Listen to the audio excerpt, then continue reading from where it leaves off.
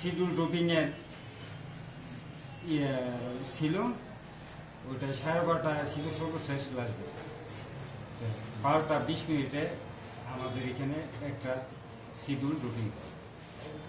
Schedule dropping হওয়ার পরবর্তীতে 12:30 পরে যথারীতি বাক্স থেকে বাহির করে সেটা ওপেন পূর্বক ফরওয়ার্ডিং দিয়ে জামালপুর শেরপুর ফাটানো মিলিমিটার যখন এটা কার্যক্রম চলমান ছিল, এই সময় কয়েকজন দুর্বৃত্ত এসে ওই শিডিউলটা জোরপূর্বক ছিনিয়ে নিয়ে চলে যায় এবং কি আমাকে ধাক্কা মারে এবং শরীরে শারীরিকভাবে লাঞ্ছিত করে। সাথে আমার যে অফিস সহকারী ছিল দক্ষিণ, উনাকেও ধাক্কা দিয়ে নিয়ে হেঁটে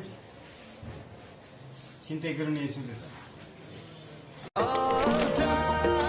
নিশ্চিন্তে খান স্বাস্থ্যকর অল টাইম পান, all time healthy life. Bongaon সড়কের 2 কিলোমিটার সড়কের বঙ্গবন্ধু ব্রিজের পুলি যারা লাস্ট দিন, তো আমরা শিডিউলের ভিতরে টেন্ডার সব কিছু ড্রয়িং করার পরে আমরা সিলগালা করে বাক্স ভেঙে জমা দিচ্ছি।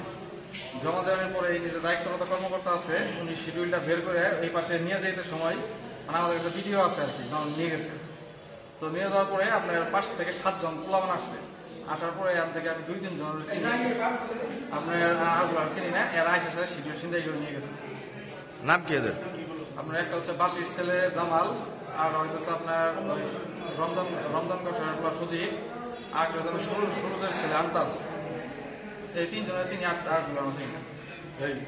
আমাদের শেরপুর ব্রিজের টোল আদায়ের জন্য যে ইজারা আহ্বান করা ছিল, তার আজকে যে শেষ সময় ছিল, লাস্ট সাবমিশন ডেট আজকে ছিল।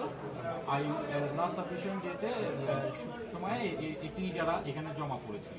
তা আমাদের সরকারি প্রকৌশলী যিনি রয়েছেন, তার তিনি ওপেনিং মেমোতে যখন এটা লিখেছেন, ওই অবস্থায় এখানে কিছু দুর্বৃত্ত এসে এটি তার কাছ থেকে কোটেশনটি এবং তাকে মেরে কোটেশনটি ছিনিয়ে নিয়ে গেছে।